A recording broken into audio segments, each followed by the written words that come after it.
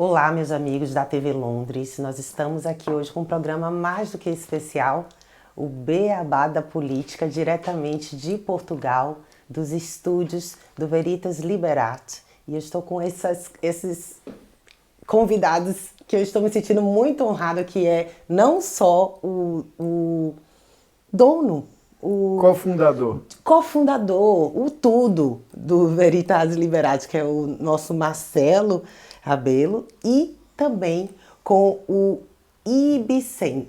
Eu tenho que falar o seu nome direito, né? Porque ainda tem um livro aqui que a gente vai estar falando também. Ibsen Noronha, brasileiro de Brasília, mas que já está há algum tempo aqui em Portugal, professor de História de Direito da Universidade de Coimbra. Ele estava aqui falando nos bastidores que desde o início dos anos 90, 1992, também é um ativista da monarquia, mas eu hoje vou falar bem pouquinho, porque eu tenho muita coisa para aprender. Muito obrigada por me receber, Marcelo. E Ibsen, que prazer te conhecer. O prazer é todo meu. Agradeço o convite aqui do Marcelo. Conheci outro dia aqui no Chiado e simpaticamente também esteve presente na missa de Requiem do Príncipe Dom Antônio, em Lisboa. E estreitamos nossos laços de conhecimento e hoje já é o nosso terceiro contato aqui nos estúdios do Veritas. E a Jamile conheci agora há pouco, chegada de Paris, mas vivendo em Londres, e também ficou à disposição para a conversa sobre os temas que acharem mais convenientes para essa tarde. Que legal. Quem é que vai começar, Marcelo? Porque eu já estou com a lista de 10 perguntas na minha cabeça. Então pode começar com a lista de 10 perguntas. Porque assim, eu acho que uma das coisas mais importantes para mim, né, e acredito já tendo conversado um pouquinho com vocês dois, é a questão a minha paixão é a educação. E o quanto que a educação, ela liberta e aprisiona, se não for aplicada da forma correta. E eu acho que uma coisa que tem, em termos de liberdade de informação, de liberdade de você poder falar a verdade, de você poder aprender a verdade, eu queria que você contasse pra gente um pouquinho da sua história e como é que está a situação na Universidade de Coimbra, hoje em dia, em termos de educação. E já vou direto ao assunto, né? Tá tendo ideologia lá também? Bem, é interessante o tema. Eu estou dentro de uma universidade desde o ano de 1985, portanto, o ano que vem completam-se 40 anos que eu vivo no meio universitário, desde que ingressei pelas mãos do meu pai numa faculdade de Direito, com 17 anos, e depois nunca mais deixei de viver a vida universitária, o mundo universitário sempre me fascinou o problema cultural.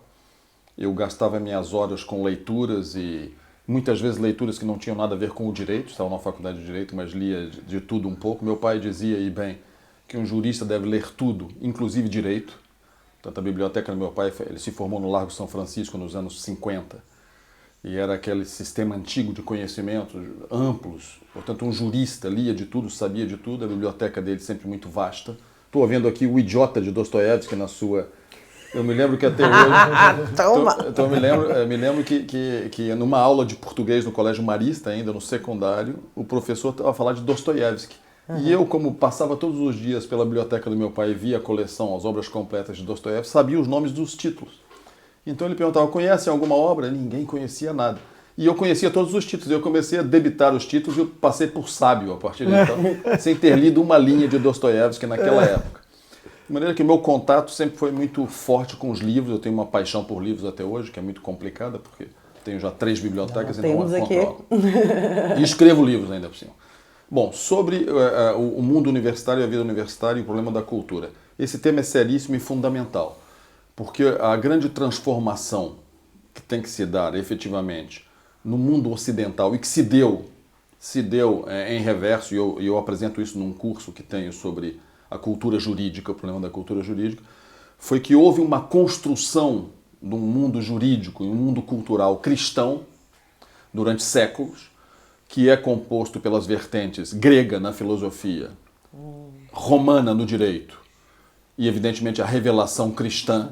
Isso compõe, é o tripé da civilização e da cultura ocidental. E desde o século XV, a partir do século XV, começa a destruição desse edifício.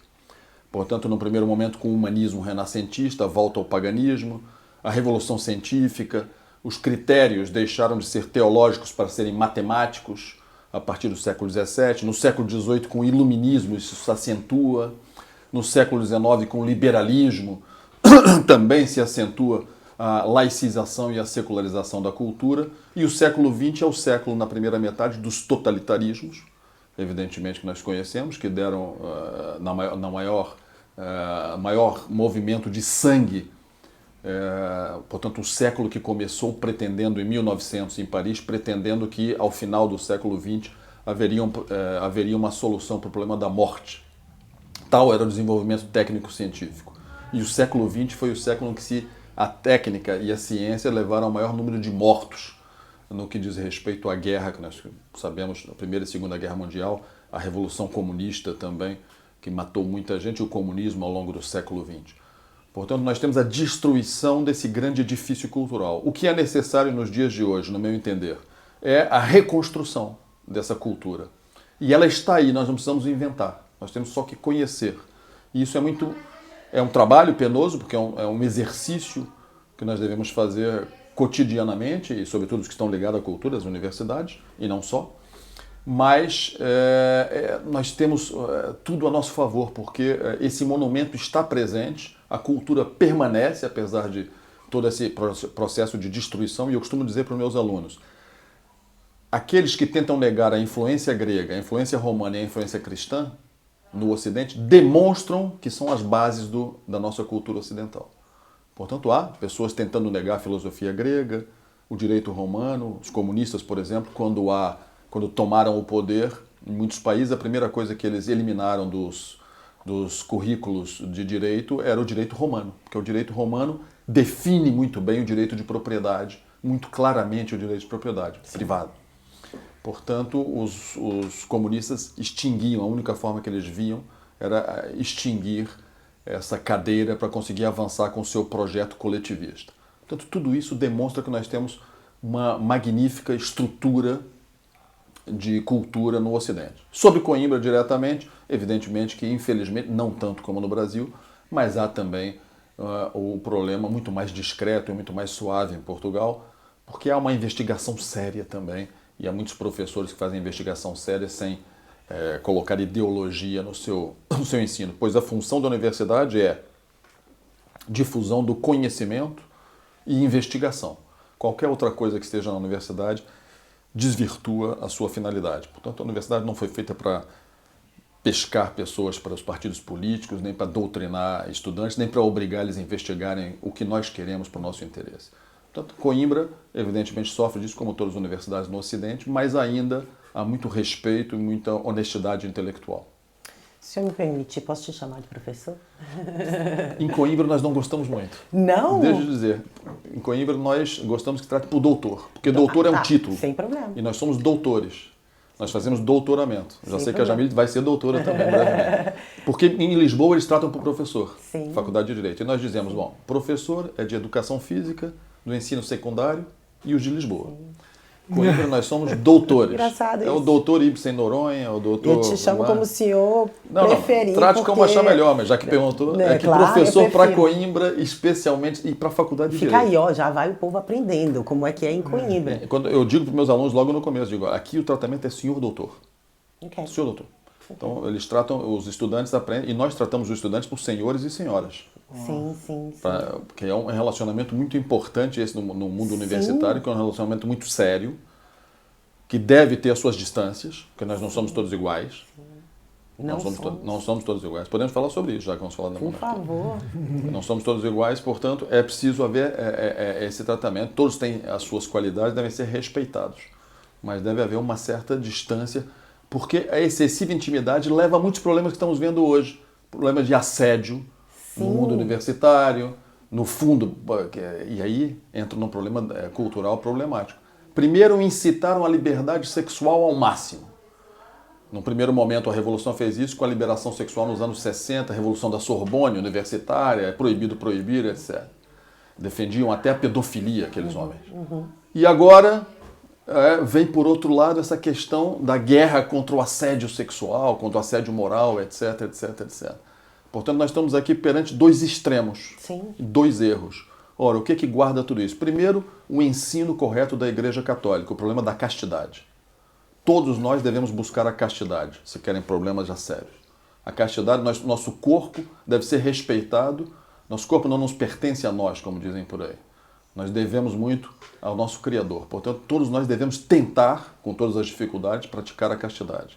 Isso já nos mantém uma certa distância com relação a esses problemas, todos os problemas de assédio dentro da universidade, assédio de professores com estudantes, etc, etc, etc.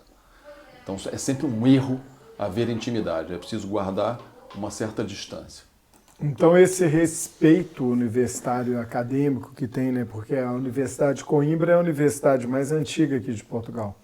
Foi fundada por Dom Dinis, 1290.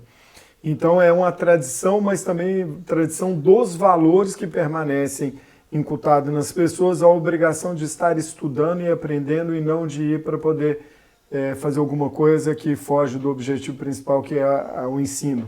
É isso, então? É evidente, é a tradição. Coimbra, sem as tradições, não é nada. Eu me lembro quando eu estava na Inglaterra, estudei na Inglaterra, uma vez um professor muito progressista colocou 2 vídeos. Um de uma escola inglesa muito moderna, em que os alunos saltavam para lá e para cá, vestidos de formas bastante vulgares. E o outro vídeo era de Eton. Os estudantes muito bem vestidos, de cartola, tal, com as suas, mesmo nas competições de ginástica, muito bem vestidos. E o professor queria criar uma polêmica entre o que é preferível. E eu gerei uma polêmica ali com meus colegas, porque dizia, isso é Inglaterra, é a tradição inglesa. Isso aqui pode ser qualquer coisa no mundo, em qualquer lugar. Fantástico. Coimbra é a mesma coisa. Coimbra é a tradição. Existem tradições acadêmicas, algumas boas, outras menos boas, mas existem tradições acadêmicas que devem ser respeitadas. Portanto, os estudantes e os professores conhecem essas tradições porque vão sendo transmitidas de geração para geração. Sim. E uma coisa que fica é esse respeito e essa ideia de corporação. Nós somos uma corporação. Os funcionários, os estudantes e os professores, eles formam uma corporação que tem como finalidade última, desenvolver as capacidades e a inteligência daqueles que têm a vocação para isso, a vida intelectual. Fantástico. Eu estou pensando aqui várias coisas com o senhor falando, porque na Grã-Bretanha é um pouco diferente. Eu trato os meus colegas que estão em posições acima da minha como doutor, chamo pelo sobrenome. Mas eu fui a curiosidade, que eu fui a professora mais nova da universidade. Eu tinha 22 anos quando eu me tornei professora. E até por vergonha, porque eu trouxe essa tradição do Brasil, eu me mudei com 19 anos, então tinha pouco tempo ainda. Eu não queria que colocasse nenhum título na minha porta, no meu escritório, porque você coloca o nome e o título. Eu não queria, porque eu fiquei com um pouquinho de vergonha, eu não queria que os alunos achassem, porque eu tinha alunos mais velhos do que eu, alunos de mestrado, e um professor meu coordenador, na época, me chamou e teve uma conversinha no pé do ouvido, assim, como se fosse um tutor mesmo. E ele falou para mim, eu vou lhe dar um conselho, obviamente você escolhe, mas o título é seu. Utilize. Você trabalhou duro por ele. E é através dele que as pessoas vão saber como te valorizar. Mas no Brasil a gente meio que perdeu isso. Por causa do problema do igualitarismo. E aí entramos num problema seríssimo. O grande mal do mundo ocidental e o maior erro do mundo ocidental, se forem procurar bem em todas as questões fraturantes, é o problema da igualdade. Muito mal entendida. Que sempre foi estudada desde a antiguidade. Há uma tradição do Mediterrâneo europeu de pensamento em torno do problema da igualdade, mas que foi deturpada ideologicamente a partir da decadência do mundo cristão e, sobretudo, a partir da Revolução Francesa. Portanto, nós não somos todos iguais, isso é preciso ter dito. Eu vejo muitos conservadores no Brasil invocando a igualdade, invocando a Constituição, invocando a soberania popular. Todos esses são erros revolucionários, destrutivos da civilização ocidental e cristã, e são invocados pelos conservadores para defender suas teses. Vamos tratar da igualdade. Nós todos somos iguais no que diz respeito à essência. Essencialmente somos todos iguais. E aí temos direitos iguais no que diz respeito à essência. Portanto, direito à vida, todos nós temos, direito a constituir família, direito a conhecer a verdadeira religião. Todos temos esses direitos pela nossa essência. Mas agora eu pergunto a Jamil e o Marcelo, onde é que está a essência, a nossa essência? Eu não estou vendo essência nenhuma aqui. Eu só vejo a Jamil, o Marcelo e eu mesmo. Porque nós somos acidente. E no nosso acidente nós somos todos desiguais. O próprio direito reconhece isso. Eu pergunto para meus alunos, acham que são todos iguais? Porque eu pergunto na primeira aula, o que acha que é a justiça, às vezes? A igualdade. Mas espera aí. Vamos lá, devagar. A própria Constituição reconhece isso. O senhor pode ser candidato a presidente da República? Eu falo para um estudante. Ele diz, não. Por quê? Porque eu não tenho a idade. Portanto, a Constituição reconhece um acidente que é a idade. É um acidente. Então, tudo que diz respeito à essência, nós temos direitos iguais. Mas tudo que diz respeito aos acidentes, nascimento, daí a monarquia, prezar muito o nascimento, família, riqueza, beleza, inteligência, força, tudo isso distingue as pessoas. E nós temos que... Isso é da natureza, faz parte da natureza. Não há uma pessoa que não... Méritos, todos são méritos. Não há uma pessoa que não se destaque por alguma coisa. Isso é que é o bonito na criação. Deus, quando criou o universo, poderia ter criado os homens todos iguais, autômatos. Mas não criou, criou todos desiguais. Por quê? Porque cada homem, se desenvolver a sua vocação ao máximo, vai ter um pequeno brilho da criação de Deus. Agora, se fossem todos iguais, e a ideia do igualitarismo, no fundo, é um ódio a Deus. Os igualitários não suportam as hierarquias detestam e odeiam as hierarquias, porque eles detestam e odeiam quem criou as hierarquias, que foi o Deus que está acima de tudo, o Deus criador. Portanto, o problema da igualdade é fundamental no que diz respeito a todas as concepções no Ocidente. No caso da monarquia, no campo jurídico-político, é muito importante ter isso muito claro. Porque um conservador ou um tradicionalista que invoque a igualdade, e o problema da igualdade é terrível, porque ele toca numa questão anímica, metafísica, muito problemática. E num vício terrível do homem, que é o orgulho. Ele se torna um orgulhoso e não admite que alguém seja superior. Ora, no mundo cristão nós admiramos aqueles que estão acima de nós. E a admiração nos faz parecer até com quem está acima de nós.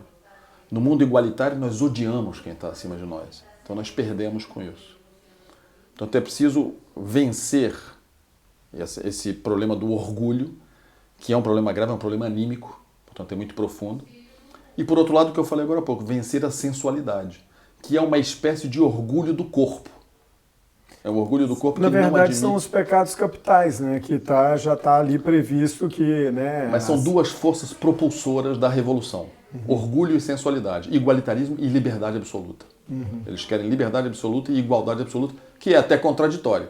Se nós dermos liberdade, as pessoas vão... Vira libertinagem. Mas se nós dermos liberdade, muita liberdade, por isso os totalitarismos não dão liberdade. Se nós damos liberdade, gera desigualdade. Tem uma coisa que o Olavo fala sobre liberdade que eu acho muito interessante, é que ninguém tem liberdade integral, porque, olha para você ver, no próprio Evangelho já fala, o meu direito termina onde o seu direito começa. Se eu tenho que respeitar o seu direito, então a minha liberdade é limitada. Então ninguém tem liberdade integral, né? E no mundo onde a gente tem que respeitar os direitos das pessoas, onde nós cristãos respeitamos isso, igual você falou, estamos em busca daquilo que está superior a nós, porque Jesus Cristo, ele é o caminho, verdade e a vida, então ele é aquilo que nós almejamos atingir. Então nada mais natural do que sermos diferentes, termos o livre-arbítrio que foi dado por Deus. Em função disso, a gente sempre busca melhorar intimamente, né, em todos os campos, moralmente, espiritualmente, profissionalmente, na família.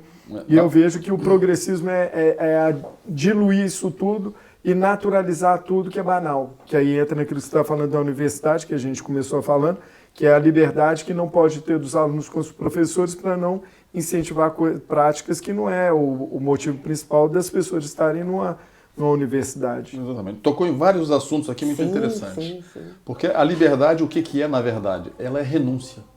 Você renuncia a muitas coisas para fazer uma. Essa é a verdadeira liberdade. Você renunciar a várias outras coisas para optar por um caminho. Evidentemente legítimo. Nunca pode ser ilegítimo, porque senão é libertinagem, os exageros, etc. Mas falou agora há pouco da questão da família. Nós temos toda a liberdade de formar a família. E os méritos que estava a falar a Jamília agora há pouco. Olha, isso é uma ideia muito antiga. Eu assisti um congresso semana passada no Palácio Fronteira sobre o problema da nobreza e a virtude. Ora, quando nós falamos de nobreza, Nós só podemos falar de uma coisa, nunca podemos falar de indivíduo. Nós falamos de família. Sim. Nós falamos, aliás, eles têm uma expressão em Portugal que é muito interessante, que é até jurídica, a casa. A Casa de Bragança, a Casa de Orleans, chefe da Casa Imperial do Brasil. Existia a Casa dos Mascarenhas, portanto, casa de várias famílias. E qual é a ideia? Que essa família, cada um dos membros, tudo que ele faz que eleva a família inteira.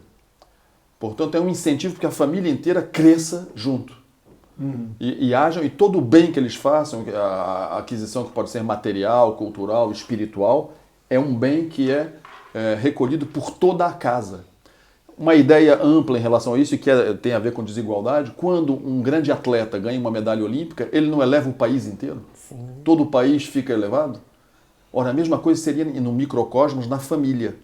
As famílias bem constituídas, cada membro da família ia lutar para fazer essa família subir. Evidentemente, dá sim muitas mazelas, a história demonstra que há muito, mas também há muita harmonia, por isso se produziram muitas casas. Isso é que é importante, porque o mundo moderno, com o individualismo, se preocupa com o homem no seu subjetivismo e na sua liberdade subjetiva. Isso é um subjetivismo ao máximo, que, aliás, contraria a ordem natural das coisas. Porque a natureza, ela busca ordem. Essa ordem é hierárquica e ela é objetiva. Buscar a ordem é uma objetividade. Liberdade é algo subjetivo. É o subjetivismo moderno que busca que cada um individualmente, é o individualismo mau, revolucionário. Uma monarquia verdadeira tem que ser contrária aos princípios do individualismo. Nós temos que fortalecer as famílias. Família que está à cabeça da chefia da política nacional, ou no topo da administração central é uma família, e depois várias famílias, muitas famílias fortes, porque é a melhor maneira de se proteger contra o totalitarismo. Um Estado totalitário, se tem famílias fortes, não consegue se instalar. Se tem famílias fracas, diluídas, que desaparecem com facilidade, se instala o totalitarismo. Não sei se fui claro. Claríssimo. Agora foi um bocado abstrato, mas... Não foi claríssimo. Eu estava aqui pensando na questão da monarquia. O senhor, declaradamente, já em algumas falas, e falou um pouquinho mais cedo, ser um defensor. Eu também sou. E encontro muita resistência de brasileiros que não compreendem como é que funciona. Eu tentei até explicar em um programa outro dia da monarquia parlamentarista que é aplicada na Grã-Bretanha. Estamos tendo um momento um pouco complicado, onde recentemente, essa semana, foram 2 milhões de assinaturas em 24 horas para pedir novas eleições, para que o primeiro-ministro fosse removido e as pessoas, mas não vai acontecer, não, sabendo que na história já aconteceu, o rei tem o poder de dissolver o parlamento se quiser, mas aí entram outras discussões. O brasileiro, ele não sabe porque não foi ensinado, não foi contado, né? E eu fico muito feliz em ver isso aqui, porque ajuda a nós estarmos contando a verdadeira história. Qual é a maior dificuldade que o senhor tem? E aqui eu estou falando para o povão, que depois vai poder acessar o seu curso e aprender mais sobre monarquia, porque o que mais a gente precisa, a gente fazendo isso, debatendo, conversando, aprendendo sobre a verdade. Qual o maior problema que o senhor enfrenta quando vai conversar sobre monarquia com um brasileiro que está fora daqui? Bom, eu sou, como eu disse, guerreiro velho em questões de monarquia, debato sobre monarquia há décadas. Evidentemente, hoje em dia, num plano mais intelectual e universitário, escrevo algumas coisas e, sobretudo, sirvo à Casa Imperial, porque a outra ideia importante da monarquia é a ideia de serviço. Nós devemos servir, nós não nos servirmos do Estado, nós servimos o Estado. É um peso a coroa. Evidentemente, é um sacrifício. Eu conheço muito bem o chefe da Casa Imperial, o senhor Dom Bertrand, e ele é um homem que vive para o sacrifício, vive para o holocausto. Vamos lá ver. São vários, eu posso até contar 2 ou 3 histórias de debates que talvez seja interessante. Uma vez, num debate no Recife, na Faculdade de Direito do Recife, um assistente professor do Recife, num debate comigo sobre República e Monarquia, ele usou o seguinte argumento, ele diz, vejam como os monarquistas são conservadores, debicando um bocadinho. olha, eles falam que as mulheres, etc., na monarquia não há mulheres no poder, e etc, etc, etc. E eles são muito conservadores, e a mulher é a rainha da casa, e é isso, e aquilo outro. Isso foi no ano de 2000. E eu ouvi tudo aquilo estupefacto. Quando me deram a palavra, eu falei, olha, deve ter sido algum lapso do professor, até um professor da faculdade tradicional, Faculdade do Recife, comete esses lapsos. Nós tivemos na monarquia uma mulher que assumiu a chefia de Estado em Portugal, duas, aliás, Dona Maria I e Dona Maria II, e Dona Maria I foi rainha do Brasil também durante 4 meses, rainha do Reino Unido, e uma que assumiu, a princesa Isabel assumiu várias vezes a regência. Mulheres que assumiram a chefia de Estado. E eu não me lembro, no ano 2000, nenhuma mulher ter assumido uma chefia de Estado na República. Talvez eu esteja esquecido, então eu pergunto aqui para a plateia. Aí fiz silêncio. Ficou aquele silêncio e o professor, evidentemente, ficou envergonhado, porque ele estava usando um argumento psicológico e mesquinho. Ideológico, que no fundo é fazer luta entre os homens e as mulheres, etc, etc. No ano 2000, quando não se falava tanto como hoje, né, do feminismo e do machismo, etc. Que eu ouço pouco falar disso, porque não me envolvo nesses temas, mas percebo que falam muito sobre isso. Foi um caso. Pois um outro problema de discussão. Muitas vezes falam a monarquia é muito cara, etc. Também argumentos psicológicos. Ora, eu investiguei e descobri que cada inglês paga, para ter uma monarquia, por ano em impostos, o preço de um café. O preço de um café. Vamos dizer, £1, talvez? £1. Cada um paga £1 para ter a monarquia. É isso que paga. E a monarquia, o que ela traz para além, isso é o lado menor da monarquia. Eu estou falando do lado mais baixo. Falar de dinheiro, que brasileiro é dinheirista, né? Então tem que falar assim para ele... Traz de riqueza e etc, e cultura, e etc, etc, é inimaginável. Veja o Brasil hoje. Nós estamos sustentando quantos presidentes da República? José Sarney, que não foi presidente da República, Fernando Henrique Cardoso, Collor de Mello, da Silva, Dilma, Bolsonaro, Temer, 7 presidentes com todo o seu staff, nesse momento agora. Imagine quanto deve custar isso. Depois, o patrimônio do Buckingham Palace, ou do Palácio de Windsor, que é visitado, são todos visitados, portanto geram receitas, é extraordinário, patrimônio histórico. Não dá para comparar com o Palácio do Planalto, né? O Palácio da Alvorada, o Palácio da Alvorada especificamente. Portanto, argumento minor, questão econômica. Argumento maior, o que é mais importante? A monarquia é mais importante porque ela dá uma ideia... Estabilidade, tudo isso é muito importante, mas ela dá uma ideia simbólica muito importante. E símbolo, em grego, significa ligação, symboline, diferente de diabólico. O simbólico liga, o diabólico separa.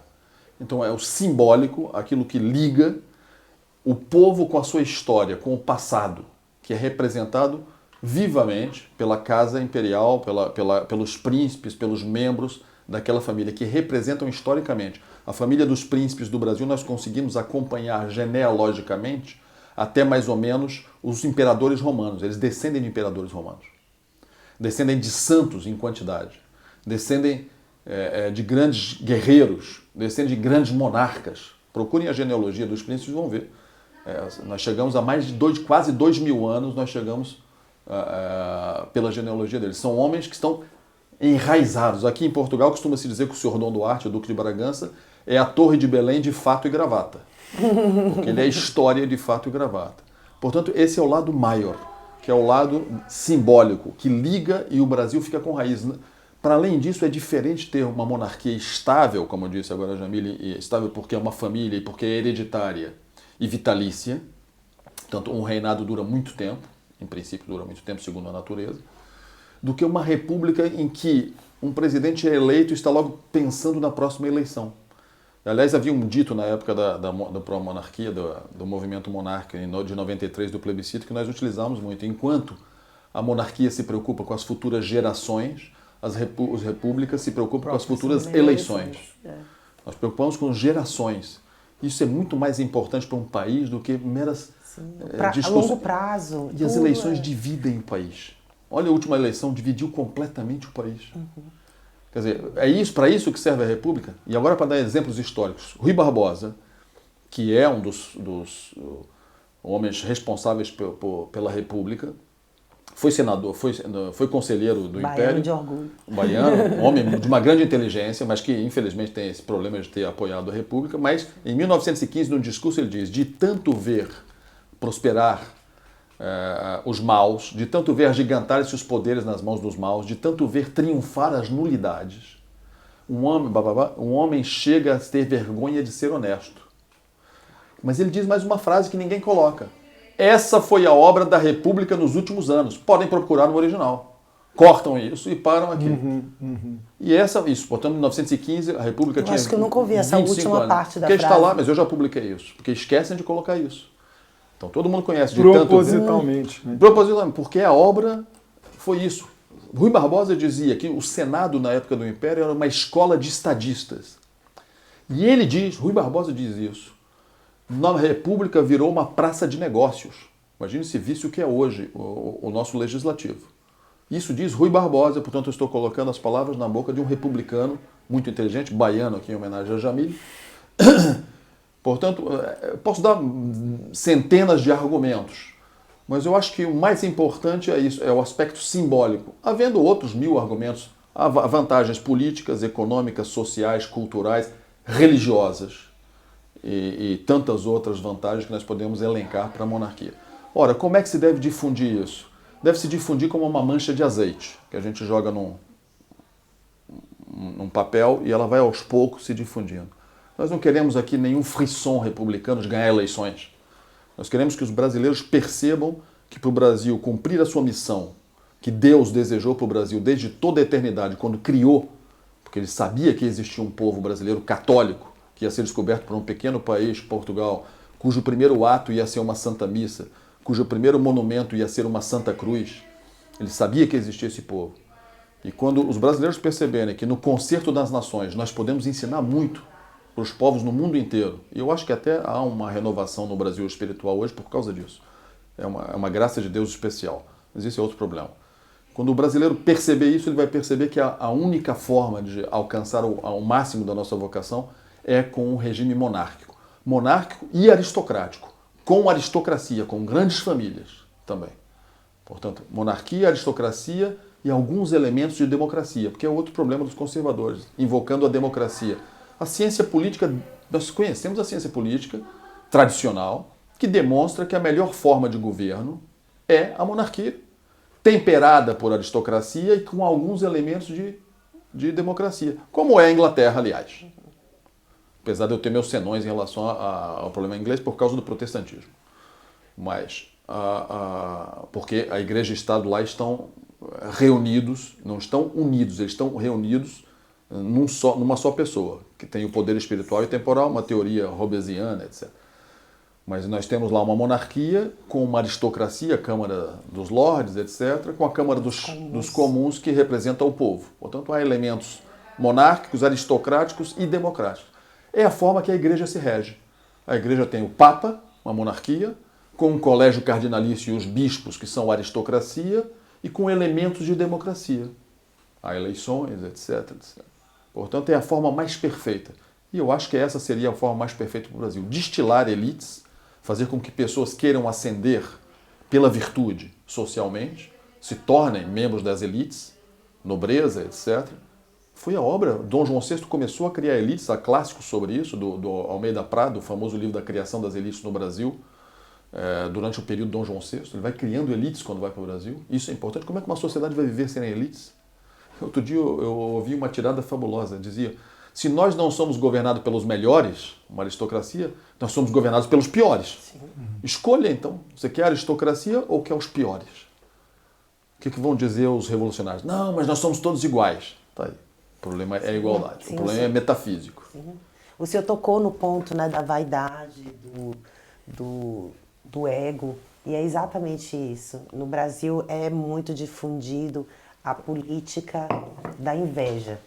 E existe essa visão com relação a quem tem educação, eu falo educação acadêmica, a quem se destaca de alguma forma meritosa, né? Porque trabalhou, porque estudou muito, você é visto como um outsider.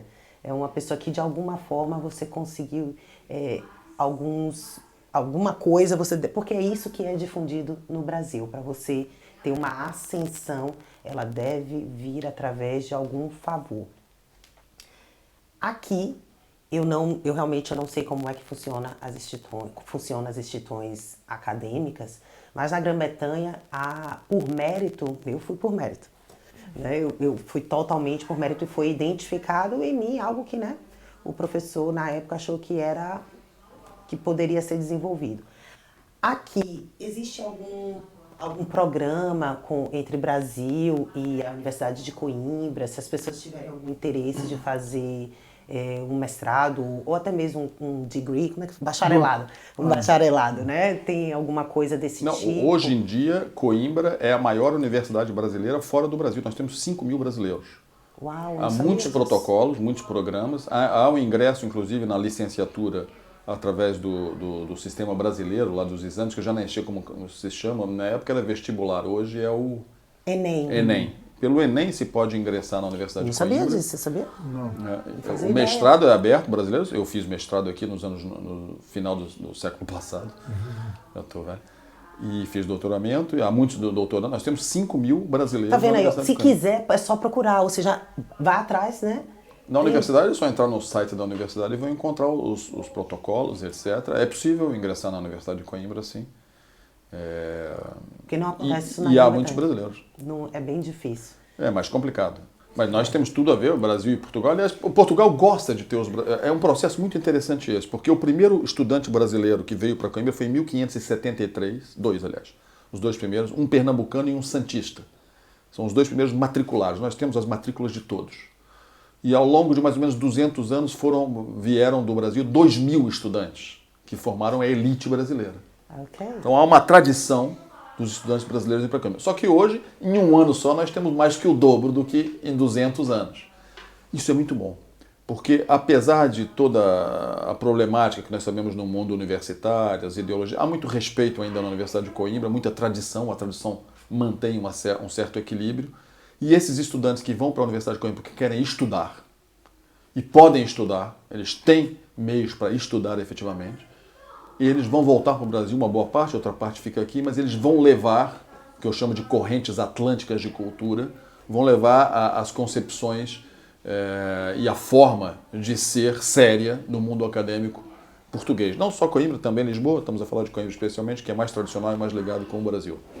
Mas isso, a médio e longo prazo, será efetivamente também, e eu tenho tido muitos alunos de grande qualidade brasileiros. Há um caso muito curioso, recente, 2 semanas mais ou menos, um aluno meu de há 2 anos que ganhou o prêmio. Em Coimbra nós temos os prêmios de melhor aluno que eles recebem, aliás, vai ser no dia 5 de dezembro agora. Vale a pena ir a Coimbra assistir, porque dia 5 de dezembro é o dia da faculdade, entregam seus prêmios escolares e há 2 conferências. Uma vai ser sobre Camões, nos 500 anos, e outra vai ser embaixadora de Timor, sobre as relações Timor-Portugal.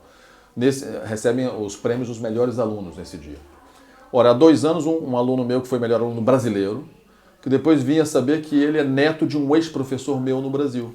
Nossa. Um professor de Sergipe, do professor Fontes Alencar, professor de processo, já morreu, processo penal, que foi ministro do Superior Tribunal de Justiça, logo no início do Superior Tribunal de Justiça, quando foi criado pela Constituição de 88. E há pouco tempo ele me pediu uma carta de recomendação para uma bolsa. Eu dei a carta, ele, na semana passada, aliás, está no site da universidade, podem procurar, se entrar no site da Faculdade de Direito da Universidade de Coimbra, está lá, ele recebeu a bolsa da Calouste Gulbenkian, que é um estudante brasileiro, tem as melhores notas. Não é caso único, há muitos outros. FDUC, coloque FDUC, vai aparecer o site, tá aí? Não, eu encontrei o C. Não, FDUC, coloque. FDUC. FDUC. Vai aparecer. PT. Não precisa nada, só FDUC vai aparecer Faculdade de Direito da Universidade de Coimbra. Está aparecendo aqui o CPT. Deixa eu jogar ali para a gente ver. Não, mas é Faculdade de Direito, porque o seu é o site da universidade, é diferente do site da faculdade.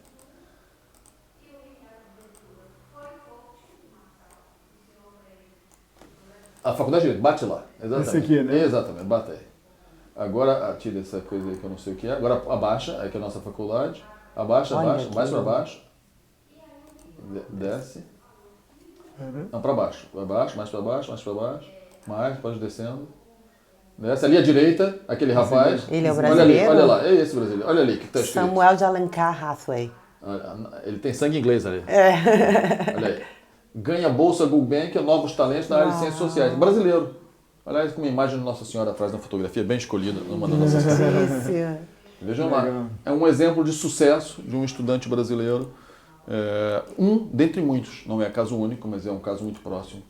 E eu participei no caso desse rapaz, que realmente é um talento e que deve voltar para o Brasil, ele quer voltar para o Brasil, que é excelente. Vai voltar com o Brasil com outros parâmetros. É um homem, um jovem, mas já muito maduro, honesto do ponto de vista intelectual, nos estudos, muito correto, muito direito. E qual que é a principal área da Universidade de Coimbra? É direito? Ela é famosa pelo direito, mas a universidade tem todas as áreas que imaginar. Medicina é famosa também, é importante. Aliás, Coimbra é a cidade que tem os hospitais da universidade, são famosos pelo alto nível da investigação médica. A engenharia é muito boa, a arquitetura, a economia, as letras, faculdade de letras muito boa. E, de forma geral, como que está conceituada a Universidade de Coimbra em termos acadêmicos no mundo inteiro? Em termos de ranking, como que está o posicionamento Tá aí dela? uma coisa que eu não ligo muito e nem vejo. eu. Não ligo para os rankings, mas não sei. Mas isso com uma investigação na internet. É curioso pelo seguinte, porque... A faculdade de Direito sempre está bem colocada. O Olavo, por exemplo, ele é um autodidata, né? Ele saiu da universidade e é considerado um dos maiores pensadores que tem na atualidade, né? Então, assim, a universidade, ela ajuda, mas ela pode, ao invés de ensinar, ela pode doutrinar. Evidentemente. Mas... E nesse sentido que eu falo da Universidade de Coimbra, das pessoas sérias, não daquele ranking acadêmico que tem verba de ONGs e aquele negócio todo para poder, né, doutrinar as pessoas dentro das universidades, como aconteceu agora, né, que a gente sabe, a Universidade de Harvard, por exemplo, é uma universidade que foi totalmente esquerdizada, né? MIT também, pelo que eu fiquei sabendo. Acontece na Grã-Bretanha também. Então, é nesse sentido que eu estou te perguntando. Isso é um problema, evidentemente, mas é curioso. Vejam, a minha tese é a seguinte. O que move o mundo, para além do problema religioso, para mim é fundamental, mas o que move efetivamente o mundo são as ideias. Da onde saem as ideias? Saem das universidades. Um jornalista saiu da universidade. Um médico saiu da universidade. Portanto, é no silêncio do claustro universitário, onde os professores passam ali a sua vida, muitas vezes com algo de monástico, porque para já os salários não são grande coisa em lugar. Sim. Não são grande coisa. Mas Ninguém vira acadêmico por causa de dinheiro, não. É amor exatamente, mesmo. É uma dedicação quase religiosa. É um claustro, por isso chamamos até em Coimbra o claustro acadêmico. Sim. Portanto, é dali que saem as ideias, e dali que elas vão se expandir para o mundo inteiro. E até as pessoas que não vão frequentar a universidade vão ter essas ideias. Nós podemos pegar uma pessoa muito simples do campo, que de repente solta uma ideia que é de Santo Tomás de Aquino, que chegou até ele. Ou de uma lavadeira, uma pessoa muito simples que tem uma ideia de Hegel. Nem ela sabe, mas tem. Não sabe por quê? Porque a difusão do conhecimento se dá por muitas formas. Hoje em dia, com a internet, mais ainda. Mas até o plágio é uma forma de difundir conhecimento. Concordo. Então, o varejo do conhecimento é a imprensa, etc. Portanto, mas da onde sai isso? Das universidades. Evidentemente, nós temos que voltar a moralizar as universidades. Como tudo. Se eu acho até, e devo dizer aqui agora com muita dor, que nós devemos moralizar o clero. O clero deve se moralizar. Tem que haver uma renovação espiritual, uma moralização do clero. Imagine as universidades, todos os campos, a política. Sim. E Mas em todos os lugares do mundo. A universidade também. Ela precisa ser moralizada, porque se os professores forem sérios, porque é um grande problema. Muitas vezes não se busca a verdade na universidade. E eu digo isso para meus alunos, se nós não estamos aqui para buscar a verdade, não serve de nada o que nós estamos fazendo aqui. Então nós estamos aqui nas nossas aulas, nós vamos ter uma conversa que não é de corpo a corpo, é de alma a alma, eu digo para ele. Nós vamos encontrar, são almas aqui. As vossas almas vão trazer os vossos corpos para estarem aqui presentes. As nossas almas é que vão conversar. E nós buscamos a verdade. Ora, se as universidades voltarem a esse princípio, porque a universidade é uma criação medieval. Assim como o hospital, são duas grandes criações medievais, hospital e universidade. Portanto, ali na Idade Média, eles tinham certeza, eles sabiam o que era a verdade. Eles não desconsideravam a verdade revelada. Porque a nossa inteligência não é capaz de perceber todos os mistérios de Deus. se ele não fosse generoso de nos revelar, não devemos esquecer, a religião cristã é uma religião revelada. Se não fosse essa revelação, nós não chegávamos lá. A razão é muito importante. A razão nos faz, se nós chegamos ao máximo da razão, sem racionalismo, evidentemente, nós nos aproximamos dos anjos, que não têm corpos. Se nós abandonamos a razão, nós ficamos pior do que os animais, que não são racionais. Quando nós atuamos contra a natureza, por exemplo, nós não estamos usando a nossa racionalidade. Nós estamos sendo inferiores aos animais. Mas a nossa inteligência nos pode levar a nos aproximar dos anjos, que são seres criados, que são só inteligência e espírito. Ora, no mundo universitário, o que nós devemos desenvolver é a nossa inteligência. Aliás, todas as faculdades da alma. A inteligência, a vontade e a sensibilidade. Mas a inteligência, sobretudo, a partir de uma racionalidade. Nós não temos que negar a racionalidade, a razão. Mas também não podemos colocar de lado o que vai para além da natureza, que é o sobrenatural. Portanto, a revelação de Deus, que pode ser demonstrada, e foi por Santo Tomás de Aquino, por exemplo, racionalmente. Peguem a Suma Teológica, ele desenvolve os 5 argumentos que demonstram a existência de Deus, racionalmente. Aliás, os ateus muitas vezes vão lá buscar em Santo Tomás de Aquino, porque ele antes disse que Deus não deve existir, por isso e por isso e por isso. Depois ele refuta o método dialético. Portanto, as universidades têm que voltar a ter como finalidade a verdade, e desenvolver, transmitir o conhecimento que nós já temos e desenvolver a investigação para avançarmos. Porque é infinito o mundo do conhecimento. É infinito. Nós vamos ficar na eternidade com Deus, aqueles que se salvarem e estiverem com Deus, nós vamos ficar conhecendo Deus durante a eternidade. Que é uma coisa extraordinária. Nós vamos conhecer cada dia a faceta de Deus é infinito, aliás. O conhecimento não é infinito. Deus é infinito. Tem um truquezinho, uma pegadinha que você colocou, é lógico, eu entendi todo o seu ponto de vista, mas, por exemplo, o iluminismo ele veio com esse negócio de racionalidade e ele acabou afastando Deus dos homens, né? Porque aí veio a ciência comprovando as coisas e foi numa revolução cultural e até mesmo armamentista, né? Que foi a origem de tudo para poder ter todas as guerras que a gente teve, chegaram à conclusão que as guerras não faziam com que o homem atingisse o ponto total de Epicuro, né, do materialismo, e aí ele se tornou, acabou sendo um tiro que saiu pela culatra, quando eles tentaram fazer com que o homem fosse contra o próprio homem, afastando de Deus, e não deu certo.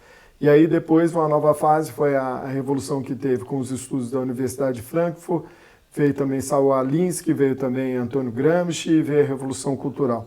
E aí isso foi para dentro das universidades. E também foi para dentro do Vaticano, né, com a teologia da libertação, e depois veio também.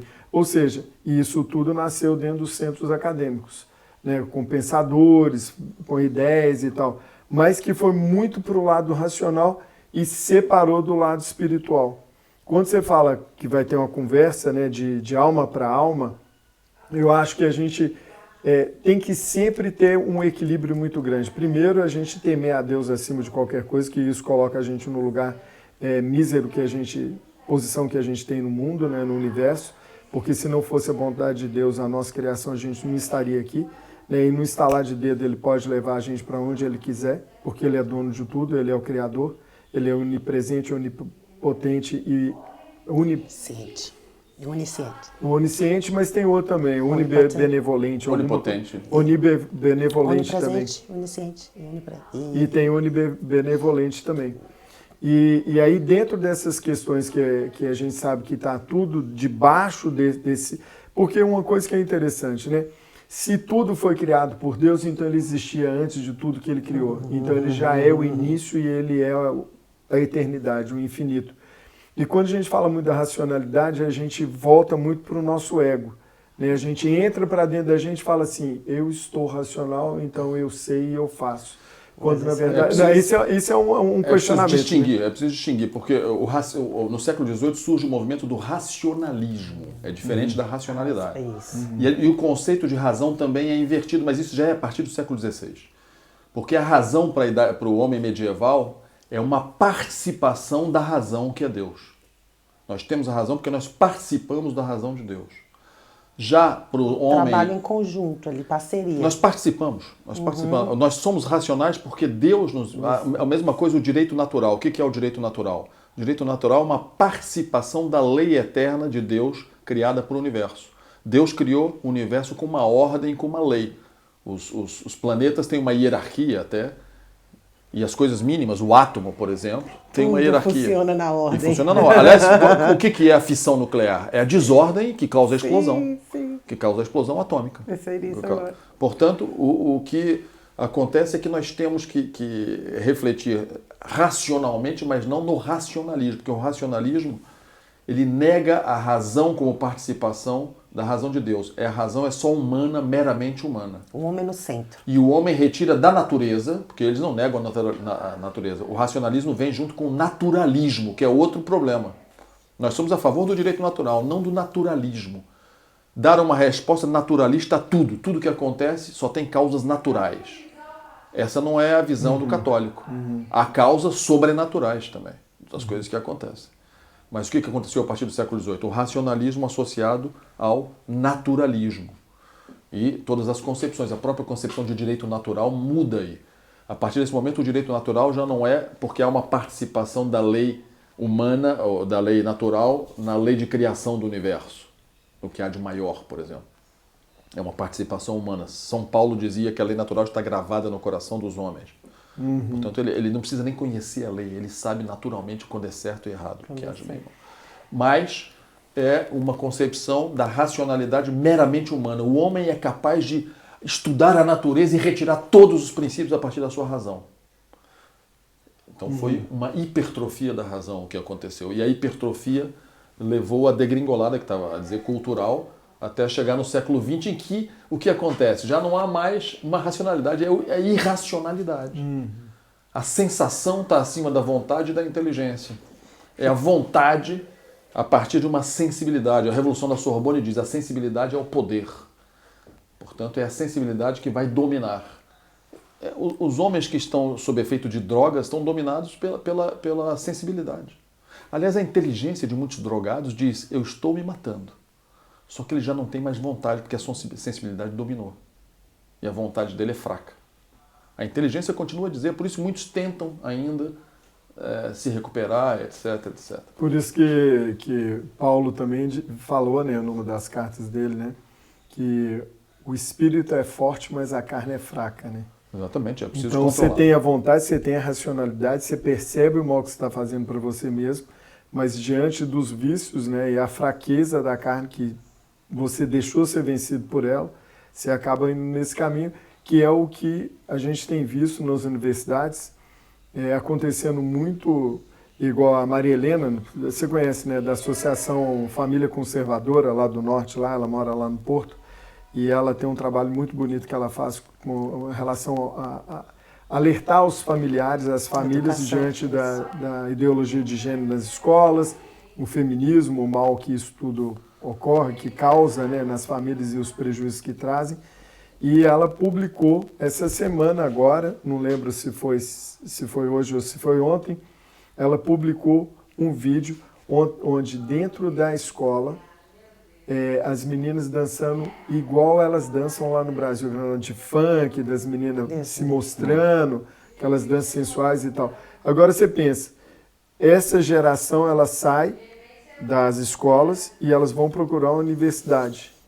E muito provavelmente, eu não sei como que fica o nível de eliminação dos alunos para poder frequentar uma escola, uma universidade, como por exemplo Coimbra. Como que vai chegar um aluno lá que está preocupado em dançar dentro da escola e praticamente o ensino está desqualificado? Como que você vê isso, Ibsen? Não, evidentemente que é um problema de ano para ano, pela decadência, que vamos dizer, do ensino em geral. Nós temos alunos com mais problemas, eles não sabem bem o português, não sabem bem a matemática, conhecem pouco a história, ou uma história distorcida, etc, etc, não tem parâmetros científicos.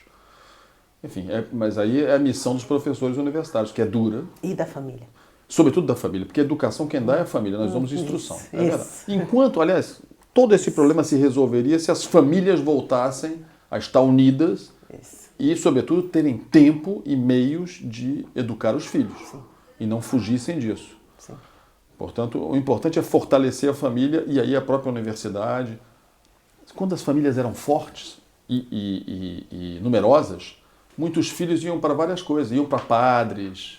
Nós tínhamos um clero até forte, porque tinha uma família forte que não amparava, eles iam para suas profissões, etc, etc. Com a família destruída, porque do ponto de vista jurídico, existe alguma outra coisa, mas não é bem a família, sobretudo muito menos a família cristã. Do ponto de vista jurídico, está destruída a família. Estão criando entidades familiares. Sei lá, é preciso fazer muita um exercício criativo. É muita criatividade, mas é o que vão fazendo nas universidades, infelizmente, muitas vezes nos estudos de direito de família, por exemplo, ou sociologia da família, procuram buscar novas fórmulas, etc. Como eu disse desde o começo da nossa conversa, é que nós não precisamos inventar nada, a cultura já foi formada durante séculos, nós precisamos voltar com a cultura tradicional, recuperar o que foi abandonado. Eu costumo dizer que a nossa missão, quem defende a tradição e o conservadorismo, é pegar aquelas bandeiras que foram jogadas fora, sujas, estragadas, limpar, remendar as bandeiras e voltar a erguer essas bandeiras. Essa é a nossa missão. E como retomar? Porque, assim, tem essa frente, essa linha progressista que está fazendo de tudo para poder destruir a família. Primeiro afastar a gente de Deus, depois destruir a família. A partir que eles consigam isso, eles conseguem, então, dominar o povo, controlar a população, que já foi um dos objetivos dele, tirar a família monárquica, que aqui é baseada em família, então já conseguiu destruir um elo dessa corrente que é uma coisa que a gente entende como sendo uma coisa natural, coisa de Deus, que era para continuar. A hierarquia é também uma forma da gente se autodisciplinar, né? Então, como que você vê o resgate disso tudo atualmente com tanto bombardeio nas redes sociais, na grande mídia principalmente, vindo muito capital estrangeiro e de tudo quanto é lado, ONGs e tal, financiando para que essas coisas aconteçam. Marcelo, isso é tudo. Tem uma frase francesa que eu gosto que resolve tudo isso. Ele é aliás, baseado numa passagem de um romano. Chasser le naturel, ele reviendra au galop. Você caça o natural e ele volta a galope. Essa tentativa frustrada de se atacar a ordem natural das coisas está fazendo essa revivescência que nós estamos vendo no mundo inteiro. As pessoas ficaram cansadas por quê? Porque a ordem natural das coisas tem sido colocada de lado. Então imagine, só para dar um exemplo histórico, a União Soviética. Eu estava na Universidade de Brasília em 1987. Se eu dissesse em 87, 88, olha, daqui a um ano a Muro de Berlim vai cair, a União Soviética vai desaparecer, eu seria linchado ali. Sim. E, aliás, eu nem era capaz de dizer isso, não tinha capacidade de compreender o que estava acontecendo. Mas, de repente, a União Soviética, que era o colosso, tinha pés de barro e desapareceu aquilo. Ruiu completamente. Não desapareceu o comunismo, isso é outro problema, mas o sistema que eles queriam desapareceu. Por quê? Porque eles foram contra a ordem natural das coisas. O Ocidente tem ido contra a ordem natural das coisas. O que está acontecendo? Uma renovação brutal no Brasil. Vou dar um exemplo do Brasil, nós somos brasileiros. Eu conheço bem o meu país, eu tenho 57, vou fazer 57 anos, conheço, estou muito tempo fora, mas acompanho tudo o que acontece. Na época do plebiscito, eu tinha dificuldade de juntar jovens para falar sobre o tema, mas conseguia. E eles ficavam, muitas vezes, abertos ao tema. Hoje em dia é uma facilidade. Os jovens estão abertos no Brasil a isso. Estão abertos ao transcendente, ao problema da religião. Estão abertos ao tradicionalismo religioso católico. Abertos às ideias em relação à monarquia, já não tem mais preconceito. De tal maneira, a revolução, o que eu chamo de revolução com maiúsculo, tentou atacar a ordem natural das coisas, que ela voltou a galope. Nós estamos vendo essa ressurreição do Brasil, que é um fenômeno, sem nós termos as armas todas que havia dito aí, os milhões, etc, etc, etc, as televisões, sem isso. Porque são gigantes de pés de barro. Nós temos uma coisa que é muito importante que está aqui atrás, que o senhor... É a verdade. Sim. A verdade contra o que não é minha nem sua, a verdade é a verdade. Nós temos que simplesmente descobrir com sinceridade, com franqueza, com honestidade. Depois é a finalidade das coisas da vida, é a busca dessa verdade. Vamos finalizar, porque a conversa, a gente poderia fazer aqui uns 3 episódios. Eu gostaria que o senhor falasse do livro Uma Visão Transcendente da Independência do Brasil, com um prefácio bem especial. Por favor, fala pra gente.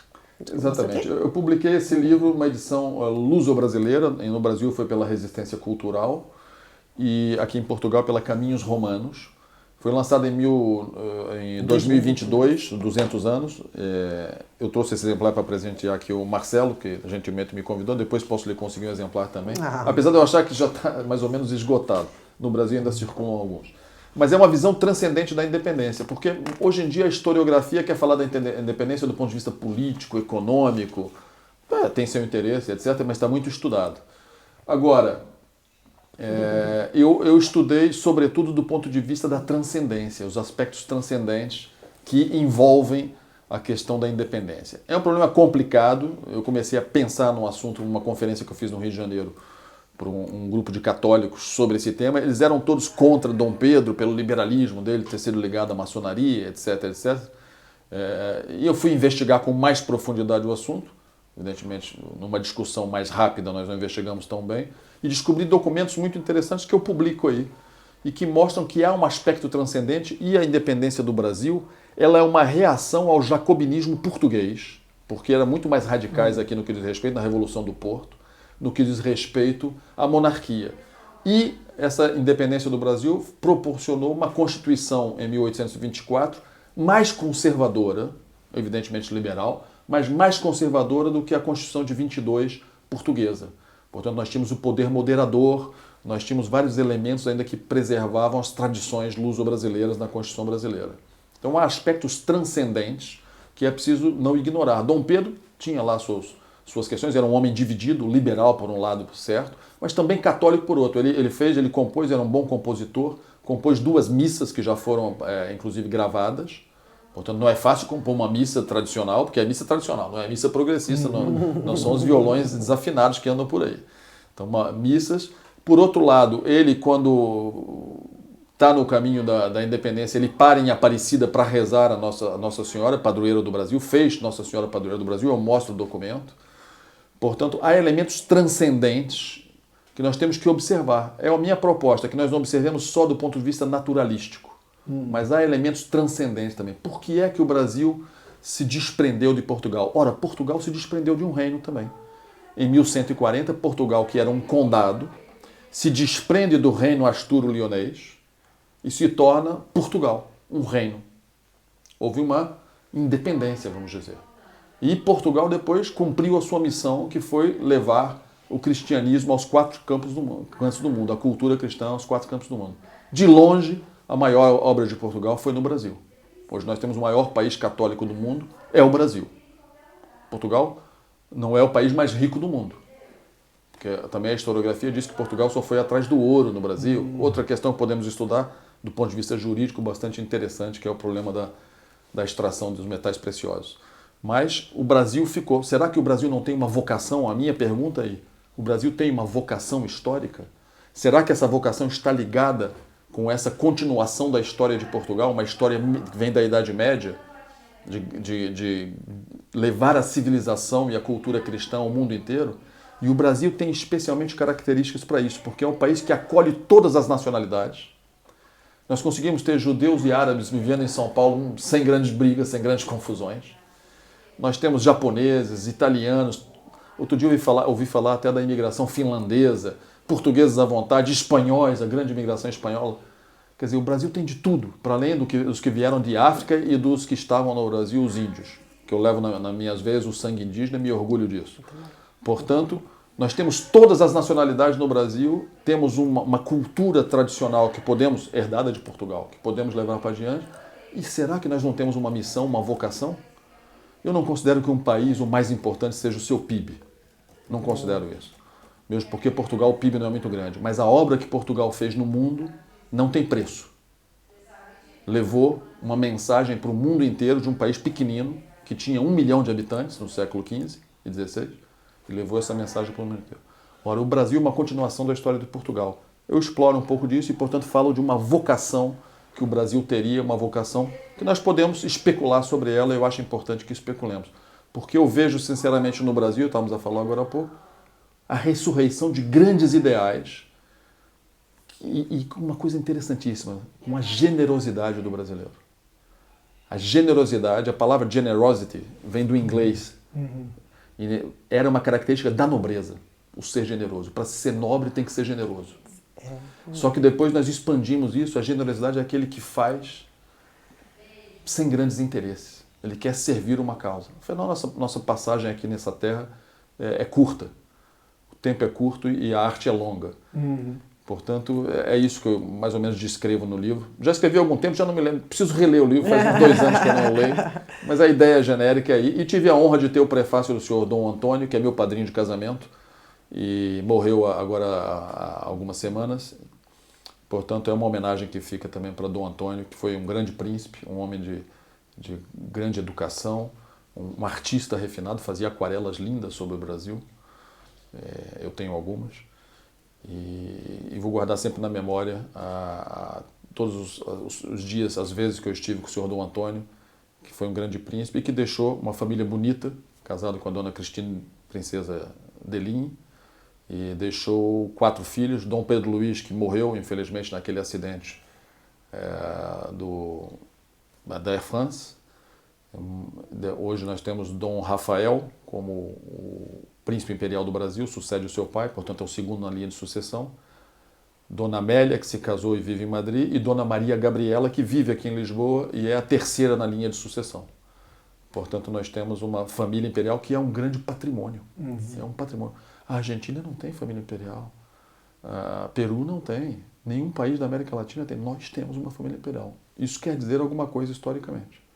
Então tem um grande Transcende patrimônio. alguma coisa. Tem algo de transcendência. Eu gosto de observar as coisas com transcendência, porque às vezes os historiadores vão procurar bobagens. Outro dia estavam a falar de bobagens, questões fisiológicas no que diz respeito e dizem, não, mas isso é a realidade. Peraí, devagar. Me lembro que um grande mestre de pensamento me dizia, imagine um grande jantar que as mulheres e os homens estão muito bem vestidos, as mulheres com joias, os homens com as condecorações, fazem um jantar magnífico com pratarias, coisas extraordinárias, depois ficam conversando. Qual é a realidade? Evidentemente que eles estão fazendo a digestão, mas não interessa nada a digestão, o que interessa é aquele ambiente. Sim. É um ambiente, aquele algo de superior que está ali. Essa tendência a olhar as coisas inferiores é uma tendência da revolução. Eles querem abaixar tudo. Precisamos do retorno do belo. Exatamente. O belo. É outro assunto. Doutor Ibsen, eu não tenho palavras. Muito obrigada pela aula, pela entrevista. Espero que seja só uma de muitas. Senhor Marcelo, muito obrigada também. Tá? Senhor Marcelo é muito. E estamos aqui diretamente de Lisboa para a TV Londres. E como a gente sempre fala, o mundo passa por aqui.